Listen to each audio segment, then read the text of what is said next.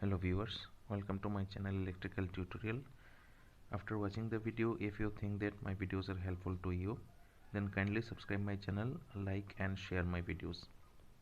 So in our previous lecture, I have discussed about the concept of voltage transformation ratio and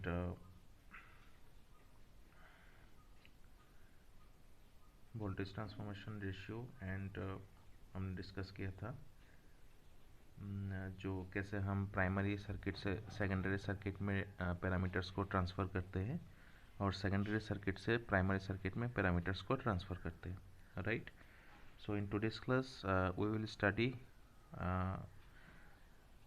the solution procedure of numerical problems.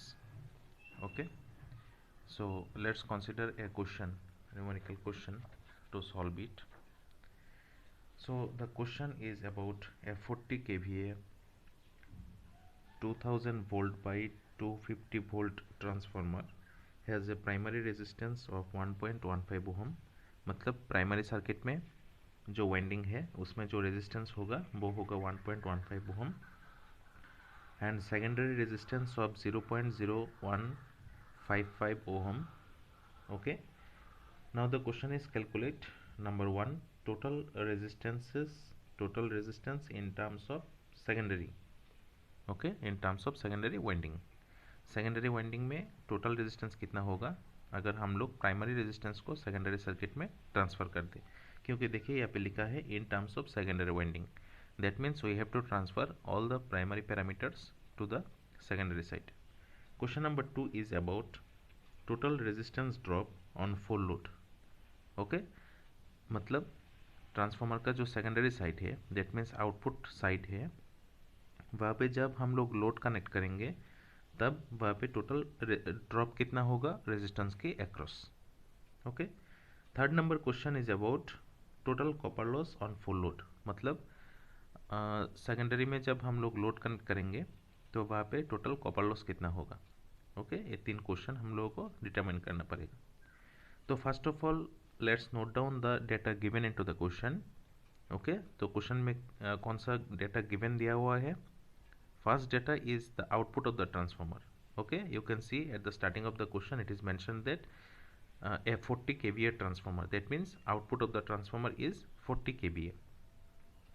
Next data is given as the voltage rating of the transformer, that means V1 primary voltage input voltage is 2000 volt and secondary output voltage is 250 volt. Okay, next question में दिया हुआ है कि primary का जो resistance होगा वो होगा 1.15 ohm. Okay, given into the question. And last data is secondary resistance. Okay, secondary resistance is given as 0.0155 ohm. Okay, or according to question we need to determine the total resistance in terms of secondary, that means R equivalent double dash. Here double dash represents the secondary side. Okay, secondary side में total resistance कितना होगा if we transfer all the primary parameters, that means primary resistance and reactance to the secondary side. Next question is total resistance drop on full load. Full load में resistance कितना drop होगा, एक resistance के across कितना drop होता है, आई into are drop होता है. दैट्स वाई यहाँ पे सेकेंडरी सर्किट कंसीडर हम लोग करेंगे. इसके लिए सेकेंडरी करंट I2 को कंसीडर किया है और इक्विवेलेंट रेजिस्टेंस R को कंसीडर किया है. Last question is total copper loss on full load. Okay, transformer का जो सेकेंडरी साइड है उसमें टोटल कॉपर लॉस कितना होगा. तो कॉपर लॉस को हम बोलते हैं I2R loss. Okay, since we are considering the secondary side that's why secondary current comes into consideration. Okay, I2² into total equivalent resistance R equivalent. Okay, so previous video में हम लोग study किए थे कि जब भी हम कोई पैरामीटर को प्राइमरी साइड से सेकेंडरी साइड में ट्रांसफ़र करते हैं तब उसमें क्या होता है 1/k² से मल्टीप्लाई करते हैं, जिसमें k means voltage transformation ratio. Okay, now what is voltage transformation ratio. We can determine voltage transformation ratio by using V1/V2, by using N1/N2, by using I2/I1 or E1/E2. Okay, we can use any of the ratios to determine the value of voltage transformation ratio. Okay, so यहाँ पे क्या होगा, यहाँ पे देखिए, यहाँ पे हमारा प्राइमरी और सेकेंडरी जो वोल्टेज है उसका वैल्यू क्वेश्चन में गिवन है, राइट। V1 और V2 का वैल्यू गिवन है। That's why we can determine the value of K, that means voltage transformation ratio, by using V1 and V2। तो उसमें कितना आएगा, उसमें वोल्टेज ट्रांसफॉर्मेशन रेशियो का जो K का जो वैल्यू आएगा वो होगा 8। और यहाँ पे हम लोग क्या करेंगे, प्राइमरी सर्किट से लेकर सेकेंडरी सर्किट में पैरामीटर्स को ट्रांसफर करेंगे। तो इसमें 1/k² से मल्टीप्लाई करना पड़ेगा पैरामीटर्स को, राइट। जो प्राइमरी का जो रेजिस्टेंस है वो सेकेंडरी साइड में आएगा, तो उसके साथ 1/k² मल्टीप्लाई होगा। तो K का वैल्यू है 8, तो 1/k² कितना होगा, 0.01562। ओके, 1/k² का वैल्यू हो गया ये। इसके बाद हम लोग डिटरमाइन करेंगे कि हमारा सेकेंडरी सर्किट में टोटल रेजिस्टेंस कितना हो गया। सेकेंडरी सर्किट में टोटल रेजिस्टेंस को हम R इक्विवेलेंट डबल डैश से कंसीडर करते हैं। यहाँ पे डबल डैश मतलब है सेकेंडरी साइड। तो सेकेंडरी साइड में टोटल इक्विवेलेंट रेजिस्टेंस कितना होगा, सेकेंडरी साइड का जो एक्चुअल रेजिस्टेंस है R2 वो रहेगा, प्लस प्राइमरी साइड से जो ट्रांसफ़र हुआ है R1 उसके साथ 1/k² मल्टीप्लाई। ओके, तो 1/k² का 1/k² हम लोगों को R1 के साथ मल्टीप्लाई करना पड़ेगा।